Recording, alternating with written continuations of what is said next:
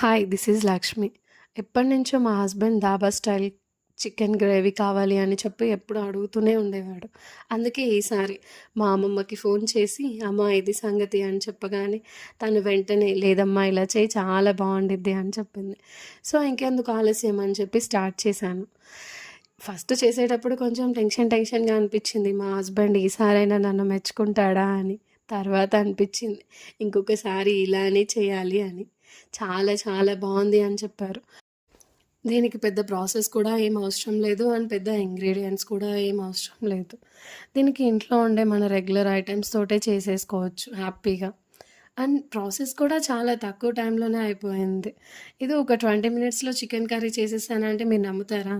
ఇది అయితే అలానే ఉంది.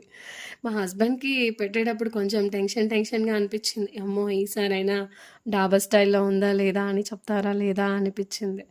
అండ్ ఫైనల్‌గా తినిన తర్వాత చాలా బావుంది. ఇది నువ్వు కుక్ చేశావా? లేకుంటే ఎక్కడైనా ఆర్డర్ పెట్టావా? అని చెప్పారు. మా పాపకు కూడా తినిపించాను.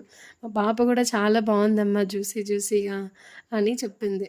అండ్ నేను కూడా తిన్నాను. మా హస్బెండ్ వచ్చేసి చపాతీతోటి, అండ్ నేనొచ్చేసి రైస్‌తోని తిన్నాను. రెండిట్లల్లోకి చాలా సూపర్‌గా అనిపించింది.